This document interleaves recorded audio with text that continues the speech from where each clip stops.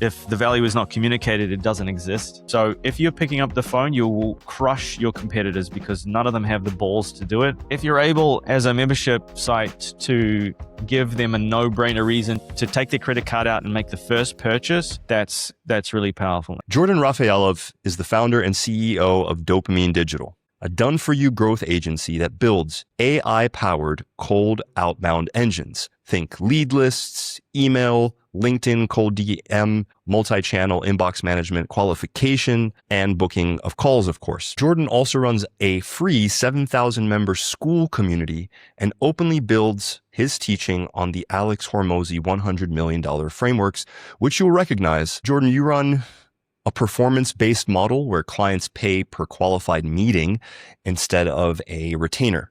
Can you walk me through how you structure that and where it breaks down in terms of the economics? And furthermore, for a business like a membership or e-learning organization, what would a fair pay for results deal actually look like? Yeah, good question. Because I think it's getting more and more difficult to sell a retainer, especially into cold traffic. And obviously cold is what we deal with all day, every day. If people come to me warm from YouTube or something, they're very open to just giving me a bunch of money up front. But what I found is that the trust is less and less. Almost everyone that I'm speaking to has been burned by some sort of an agency in the past, and they're very reluctant to trust me. And so a way around that is by taking all of the risk away from them and putting it on me. And quite honestly, if I'm as good as I say I am, then I should be able to make more money with a vested interest in the success of their business. So it's something that I have done in the past on a rev share basis, but never on a pay per lead basis. And so earlier this year, I started testing it and people were much more receptive. And then as long as you choose the right client, so the dynamic changes very, very, very quickly because you stop just acquiring retainers and you start interviewing partners almost, because I can tell you it is a gigantic pain in the ass to try and deliver for somebody, and it's not worth it if you can't deliver for them. The economics don't work. So you need to be able to spot the right partners and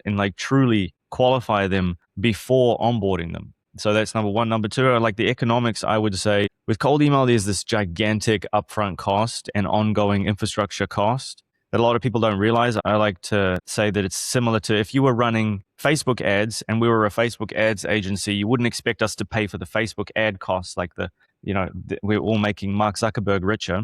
You'd expect that you would pay that. Well, it's the same here because we just take your money and go and purchase all the infrastructure from Google and Microsoft, scrape all the leads from all the databases, and now we're left at zero. And now we go to work and we start getting results. And we charge anywhere from a couple hundred to even more per booked, qualified, showed up call. And then for a membership site, it's really just an economics question of what's your CAC to LTV and how many leads do you think you would be able to take, and then what's your close rate, and then you just kind of work backwards from that. Okay, so you could look at cold email and cold LinkedIn DM, which is really just the same kind of thing, as an acquisition channel, just like any other acquisition channel, and you don't give it any special consideration because of that, but you would maybe instead of running paid ads, you might say, okay, well, why don't we try cold email and see how the economics of that work? I mean,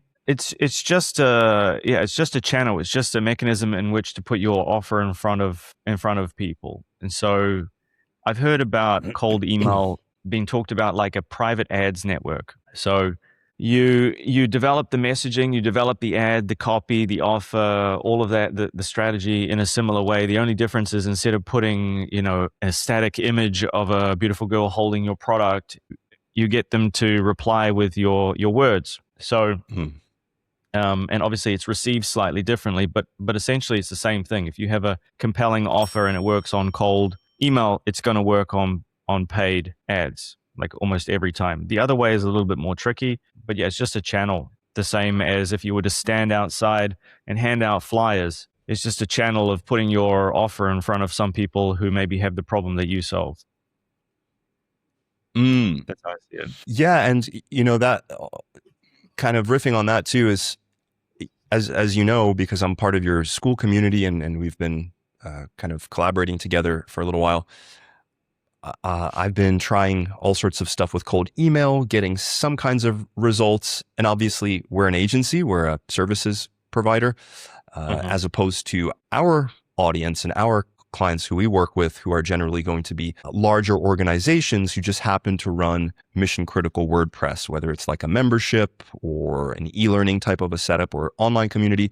But one of the things that was an unknown to me, it's still kind of an unknown, is when do you know that it's working and when do you know that it's maybe time to hang it up and then go try paid ads or whatever else? Yeah, good question. And it's kind of like how long is a piece of string? Because I think anything works if you do it long enough and you optimize it, but then it's like, is it worth your time and resources? And sometimes it's not. And like we were talking earlier, there are just some industries where it's very difficult to make it work. I would say as long as you have the fundamentals in place, you usually can make it work with a couple of months of testing. That's what I've found. So if you have a TAM of over 50,000, ideally over 100,000, and you have the capacity to take like 10 to 20 sales calls per month, and you know that you are closing at like above 15%, and you have a LTV of over $10,000.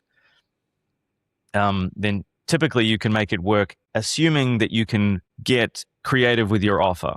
Like I've had a conversation with a client where they refuse to add any sort of guarantee, like they don't want to change or unpack the offer. They want to take their warm offer and they want to cram it down the throats of cold traffic. And that's what it feels like, because they don't trust you. They don't know you from Adam. And so it's very difficult to do. So it really comes down to, do you have the amount of people to support the outreach that needs to be done?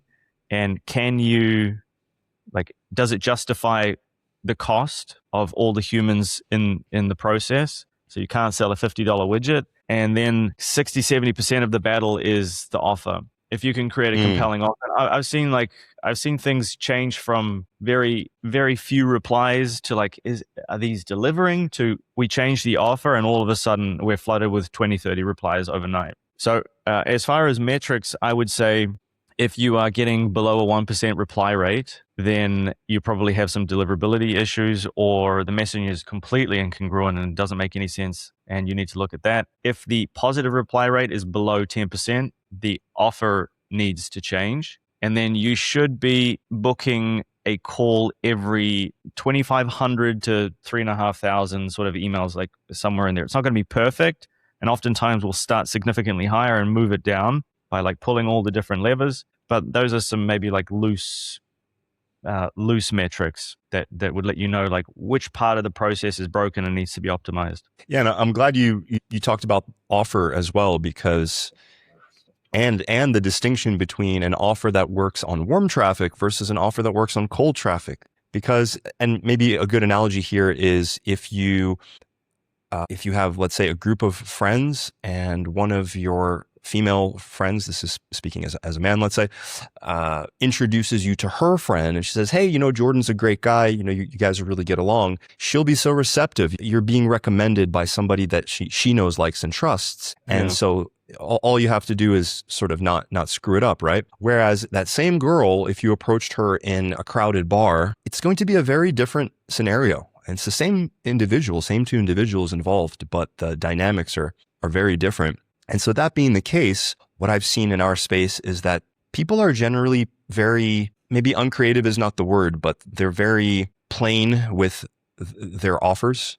It's like, hey, join my membership. It's, $49 a month, or our e-learning site is this much, and you get this, this, and this, and this, and this, and 30-day guarantee, and just a very templatized offer approach. Do you think that potentially, if somebody were to try to craft, what's called a, what is it called? Not $1 million, $100 million offer. Irresistible offer, Godfather offer, an offer so good people feel stupid saying no.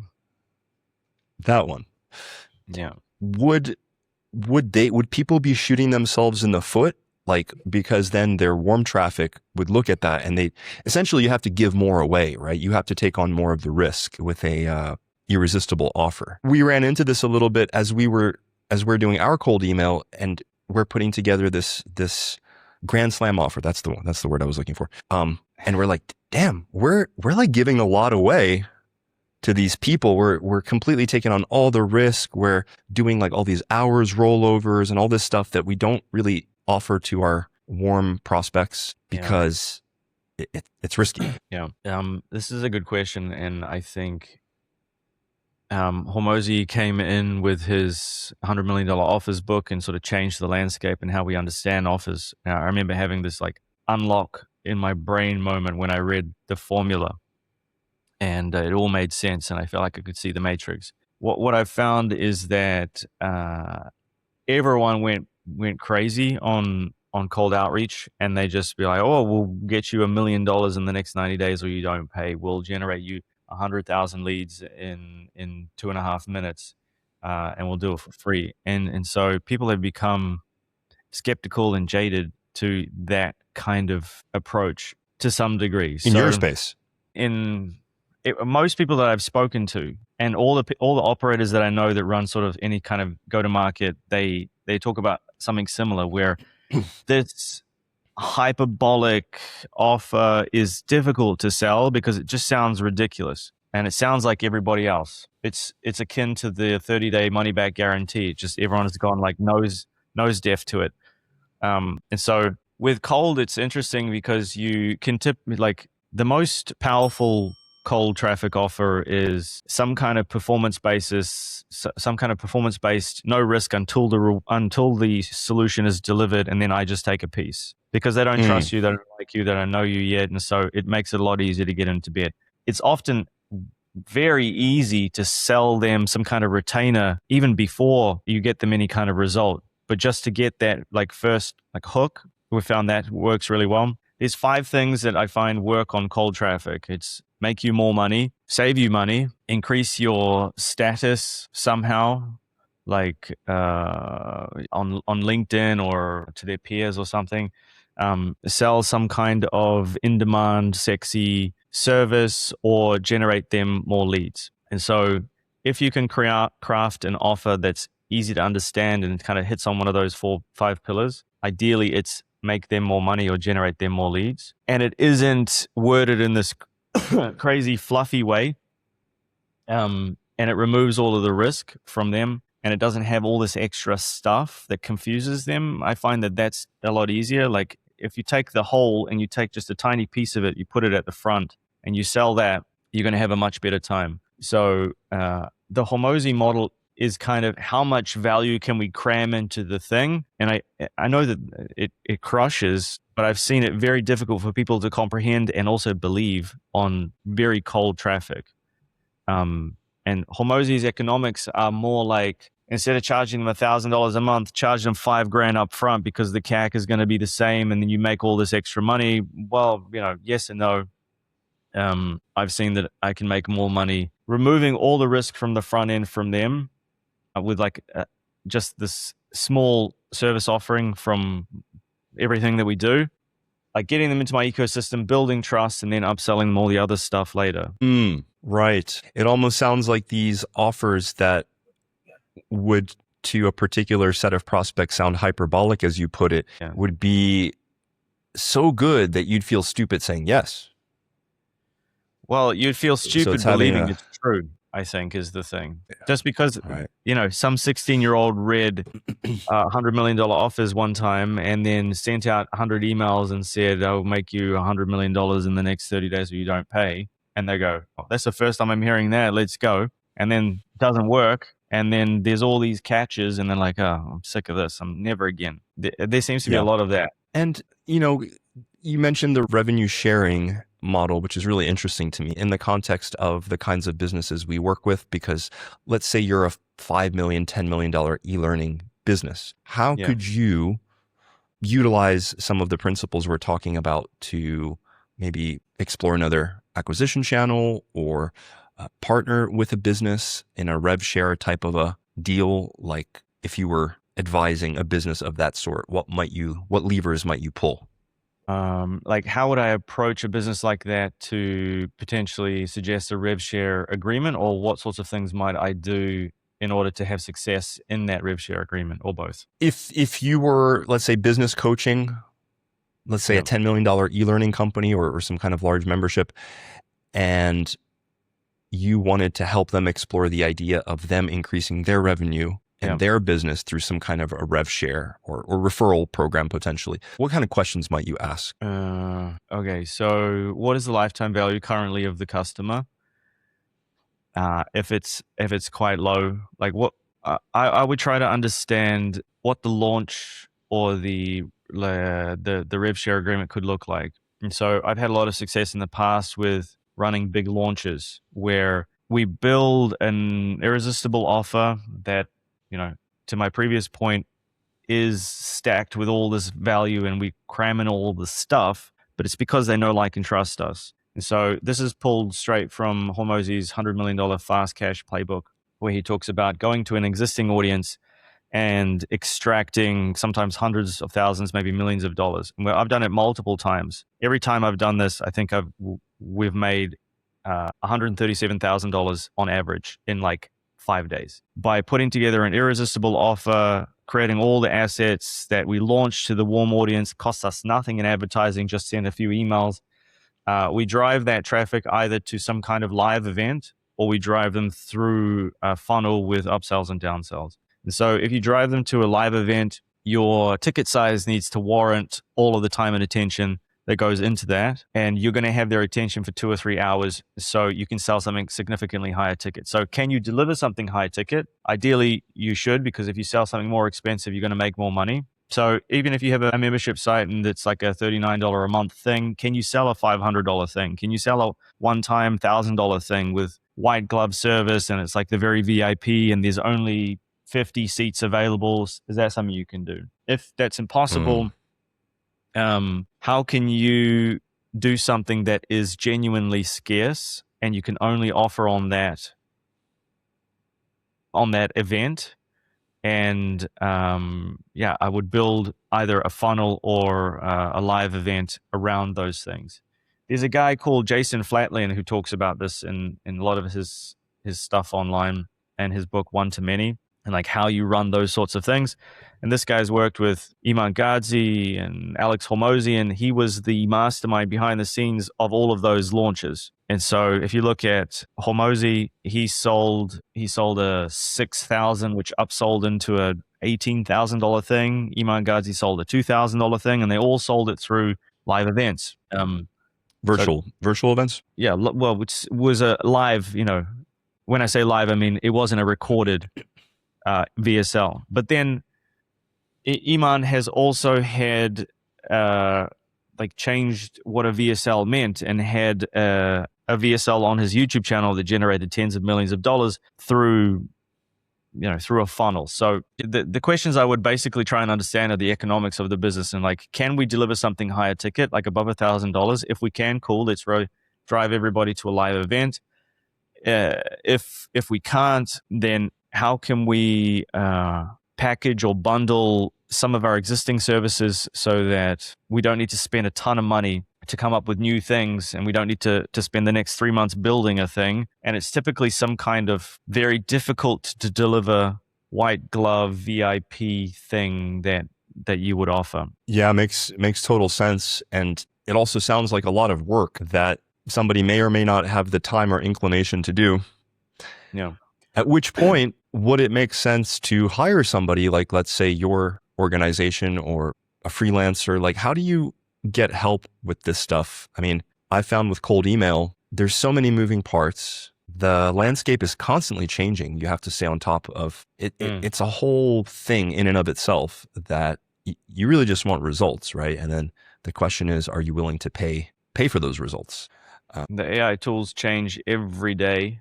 Like just yesterday, I hooked into a bunch of new agentic stuff within Clay, and it's just completely changed the way I source leads now, just like that overnight. And so I feel like it's almost every week there's something like that in the cold email space, because it's very technical and it's dependent on, like, the margins are thin and it's dependent on the tooling. And is this database going to charge you 1 cent per lead versus this database is going to charge you 50 cents? Well, everyone just like hops there, and it's an interesting commoditized space. With the With the warm audience launch sort of stuff, it's less so, because you're right, it's a very complicated, there's a lot of work involved. And if you don't know what you're doing, it can really flop. Back in the day, like one of the very first launches that I did was with my friend who had a small YouTube audience, and he put together some sort of coaching thing, and he put a bunch of YouTube videos out and he advertised it, and it was like, oh, it's only open for 5 days, and he made like 3 or 4 sales or something, and made $2,500. And then I came in with the exact same stuff. Like, we didn't reinvent anything. We just communicated the value clearer, added in a bunch of extra like value that was kind of already being delivered but wasn't being communicated, because if the value is not communicated, it doesn't exist fundamentally. And then we ran it through Russell Brunson's perfect webinar formula, and I scripted everything, put together all the slides, helped with all of the funnel and the upsell and all that kind of stuff. And in a week, we made more than 60 grand. So like with the same thing, just communicated slightly differently with a little bit of expertise and finesse, we were able to make significantly more money. It's difficult to do such a massive difference with something like cold email. So you asked, like, how would I approach something like that? So it's, again, making it as risk-free for my partners as possible. So I say to them, I will build the offer, I'll run the event, I'll like manage and run and launch, I'll create all the assets, I will even appear in some of the VSLs if needed, I'll build all the funnels, write all the copy, manage everything on the day, give you everything to present. I've even presented live on stage before for a client where we extracted $400,000 in a week on a live event. And like $150,000 of that was from me on stage, on a Zoom or whatever. And then I'll make you all this money, and you just give me a percentage at the end. And so that's the offer that makes people feel stupid saying no, because I take on all the risk. And so the issue here is that when I take on all that risk and I do all that massive work, that there is, unless I trust you and unless we've worked together before, it's difficult to make it work. So that's like the only thing that there's the sticking point. Yeah, that sounds like a good deal to me. So you primarily work with SaaS businesses. That's your ICP, right? SaaS businesses doing, I think, $1 million a year plus that already have product market fit. Is that correct? Yeah, B2B SaaS. And recently I've had a lot of success with agencies, like B2B agencies, because I kind of figured out the model for me. And so it's relatively easy for me to copy paste. Also, the offer, we can test different types of offers. With SaaS, it's a little bit more like, how can we change the features around? There's not a whole lot of stuff we can do with the offer sometimes, unless you have direct connection to the developer, or the founder is sometimes reluctant to change anything about their thing. But yeah, B2B SaaS and agencies have been my my ICP for a while now. And if, let's say, the types of businesses that we work with, so these are the e-learning businesses, membership type businesses, if they want to explore cold email, if they want to explore rev share deals, what would you suggest to them? Where to go, like what resources to look at? Obviously, they can visit your site and potentially have a chat with you. I don't know if that's within your ICP necessarily, but and I asked because I just know that it's not something that they could do themselves, and it would be foolish to even try. Right. I would say to them that, like, if somebody listening to this runs a membership site and they reach out to me, I would run them through a similar sort of qualification. I would say, what's the size of your TAM? Can we reach them easily? Like, can I go to databases? Can I look at things like an Apollo or a LinkedIn to try and find people there? Do they qualify themselves to be a good fit for you and your membership site? If not, are there some interesting things in Clay that we can do to figure out if they're a fit or not? Like, do you have a clear ICP that they let us know that they exist? Are they over 50,000 people, ideally 100,000 people? And if so, then cold email could be something that would work. I made a bunch of YouTube videos about it. I think the leaders in the space that I follow that talk about cold email, there's a company doing some really interesting stuff called Pipeline Tech. There's another guy called Alex Berman, who a lot of people suggest that he's kind of the GOAT of cold email. He just kind of sells info now. And then Daniel Fazio has some cold email stuff. But many of these people sort of start in cold email and they almost graduate to other things because I think it's such a difficult and competitive space. But with a lot of the tooling these days, it's not impossible to do a test yourself. Like if you spin up a couple hundred inboxes, you get an autoresponder, and you sort of, it might cost you a couple $1,000s to test. If you take that budget to Facebook ads or to LinkedIn ads, you're going to have a very difficult time getting any sort of meaningful data with $2,000, let's say. So, and I think a lot of the principles that Hormozi talks about are applicable to cold email. If you stop thinking about it like email and you start thinking about it like putting an offer in front of people through a channel that just happens to be email. Yeah, and I'd say that probably cold outreach, let's say cold email, cold SMS, cold LinkedIn, depending on your industry, like a lot of coaches, they might be reaching out on Instagram. It really depends on the particular industry, is probably a really underrated channel in my space, or a really underrated way of finding new customers. Paid ads is pretty common, probably the most common thing, but cold email is really not talked about much. It's not, it doesn't get much play, but it's kind of this thing that if you can get it to work, the scale can be pretty staggering. Like if the economics are favorable, generally, if your total addressable market, if your TAM is big enough, you could scale it pretty nicely. It actually leads me to my next question, which is something I've noticed in my space as well, is that folks tend to rely almost exclusively on their online copy and on their checkout. And it's almost like there's no in-person sales happening, or very, very, very little of it, which I think is kind of criminal. What's your take on that? If you're assuming you have a large enough, a high ticket offer, a high enough, expensive enough offer, how important is it to get leads on the phone? I think every membership site has the ability to get people on the phone and sell them something of value if you do it right. Where it becomes tricky is I think a lot of people just want to have this machine that they just sit back and just the money flows in and people just self-check out, and they don't want to have to get involved because getting rejected on the phone sucks. And it's very difficult to have the right sales reps, and you've got to get scripts.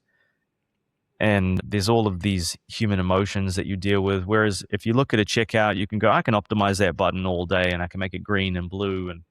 But I think if you're a SaaS product or if you're a membership product and you sell something lower ticket on the front end, I think it is criminal not to have some sort of higher ticket upsell on the back end that's sold through a phone call. And the only reason to get on a phone call is to sell something like over $1,000, because typically people aren't self-checking out that amount of money typically. So I could see it work. Like, what are the price points that the clients that you deal with usually selling at per month? I mean, it completely depends, right? There's B2C type memberships, like, how to play guitar, this kind of thing that is generally lower ticket.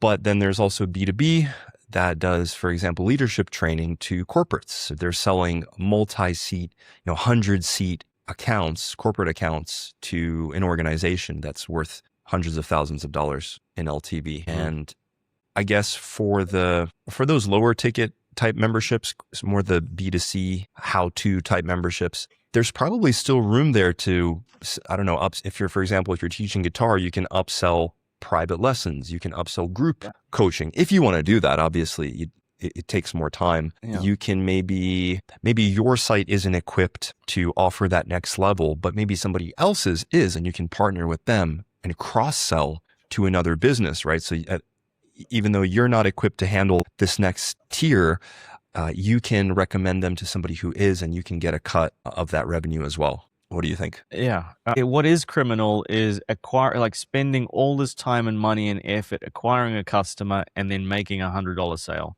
when they have all these other problems that occur as a result of solving that first problem that your thing happens to solve, or there are so many other problems that you can solve, and not cross-selling and not upselling and then going and concentrating on spending all your resources acquiring a new customer, it just doesn't make any economic sense. So it's way more difficult to acquire a brand new customer who doesn't know you than to take an existing customer that's already gotten a result from you and sell them something that solves the next problem in the chain. So I would always recommend to have some kind of upsell, cross-sell, referral, because you can take the LTV from, 100 to multiple thousands if you do the things correctly. And I've seen it so many times that the front end offer, the upsell compared to the front end offer makes significantly more revenue for the business than the front end. And sometimes they have to pull teeth from the founder to convince them to install some kind of upsell because they feel it's icky or salesy or something. So I think if you frame it like, after they solve this problem, what's the next problem that's going to open up to them? Okay, if we were to solve that, what would that look like? If we were to genuinely provide an enormous amount of value for a really affordable cost, would that be something you'd consider? Okay, well, almost always the upsell is going to make us more money than the front end. So you definitely need to be having that. And coming back to how important is a phone call, even in cold outreach, you're automating all these things. You're using email, using LinkedIn, using whatever, Instagram DMs and ManyChat, whatever. Having a human being call the person and say, hey, you saw that you responded positively to this, like you wanted some more info. I had a couple quick minutes, wanted to see if there's any way I could help, and just like ask. It takes like the backwards and forwards and the 2 or 3 weeks that eventually they kind of go cold compresses it into a day where they respond positively, you call them, and then you give them the information that they need, and now you book them into the calendar. And you take something that was a 3-week process of backwards and forwards, finding a time, to just 2 humans having a discussion about how to solve a problem. So how important is the phone? I'm realizing it's more and more important, and everyone is way too scared to pick up the phone. So if you're picking up the phone, you will crush your competitors because none of them have the balls to do it. And to give you an idea of how important I believe it is, I am awake until ridiculous hours in the morning because I'm calling the US when replies come in so that I can get speed to lead and I can get call them within 5 minutes. And then also today I'm onboarding somebody that we're going to build a cold calling team inside of Dopamine Digital. And so we're going to layer that on top of the outreach. So it's really interesting how everyone went away from the phones to the DMs and the screens, and now everyone's kind of coming back to the calling. I've almost seen it come full circle with direct mail, where people who were massive proponents of cold email are saying, hey, I'm actually sending real life paper in the mail to prospects, and it's crushing. Yeah, for sure. That is such a great touch that no one's going to do. I remember, I forget that guy's name, but there was an SEO guy that I met years and years ago, and he had grown his agency really, really big. And he did it on the back of sending out lumpy mailers. He had his own branded hot sauce made, and then he would send it out to leads.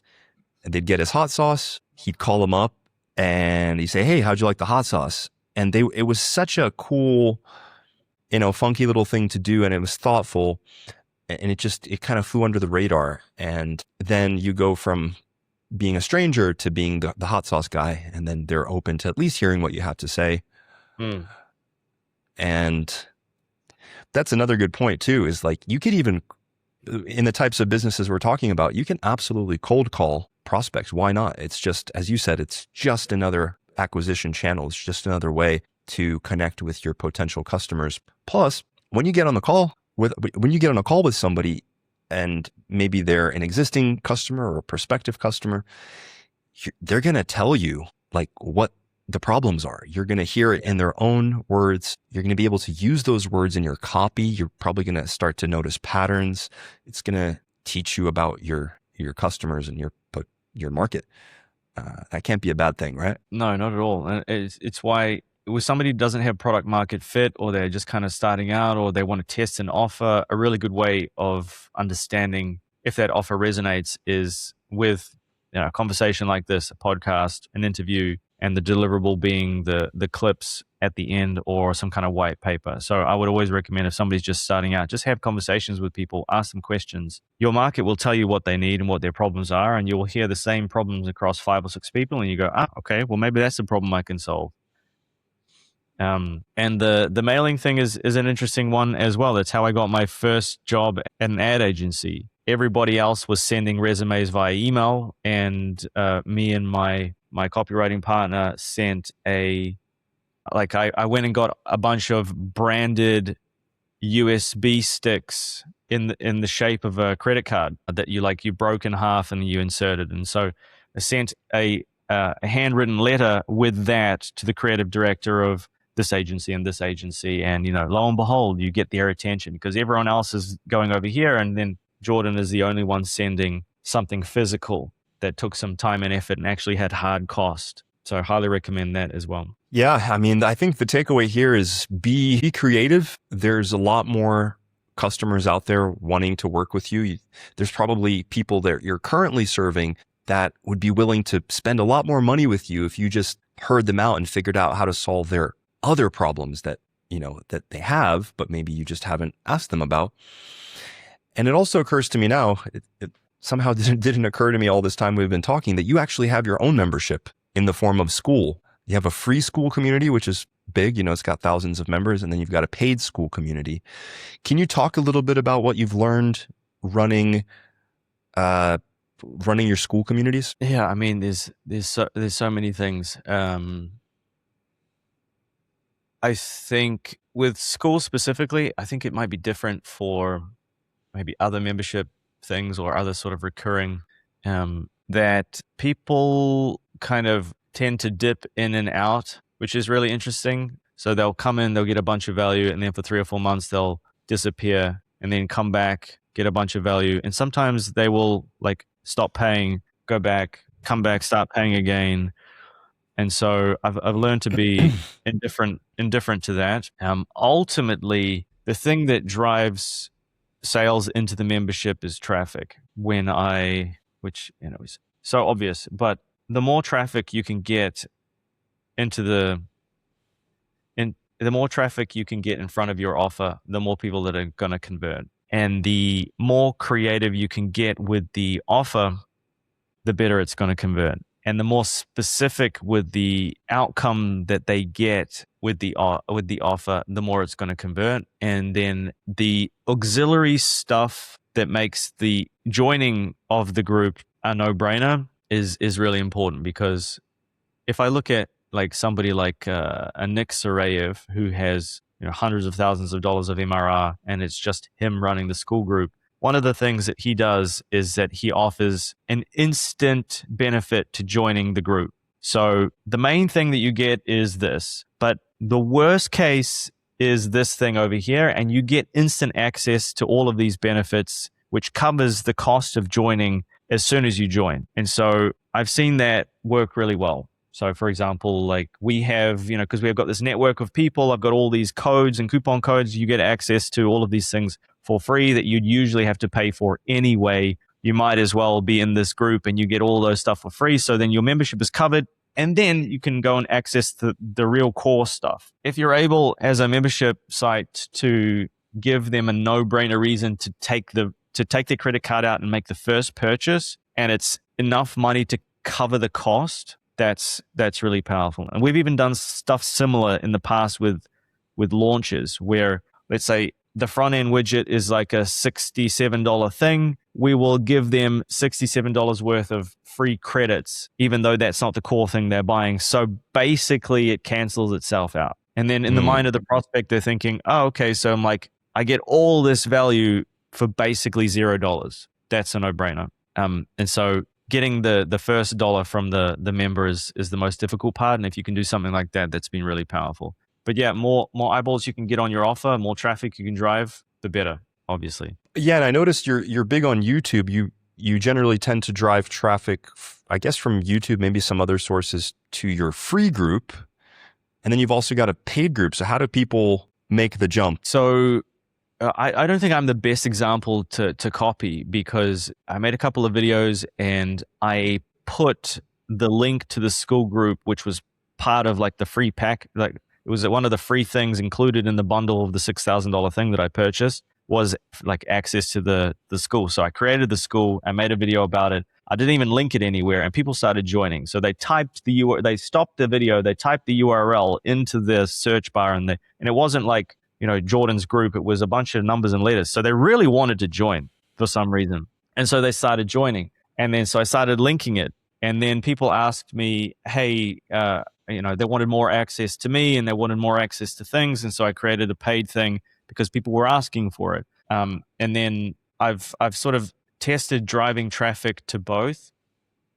I think if you have enough people in a bucket, you can go back and you can dip into the bucket and you can run launches, which is still on my plans for the next couple of months, to go back to the, like, revamp the school, go back to the school, like the free school group, and say to all the 7,000 people, hey, let's go into the paid one, and then make the paid one my priority.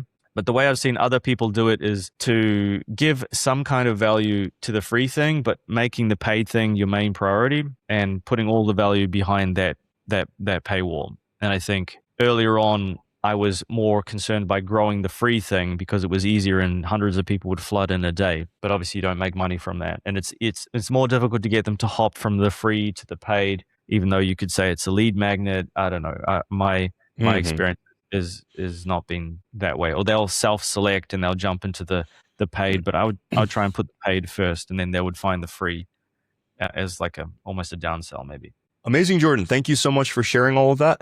It's great to have you on. Yeah, thanks, Vic.